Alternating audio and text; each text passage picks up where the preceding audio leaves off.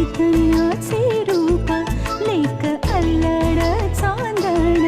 लेक रंगांचं शिंपण लेक गंध हवामान लेक परक्याचे धन बाबा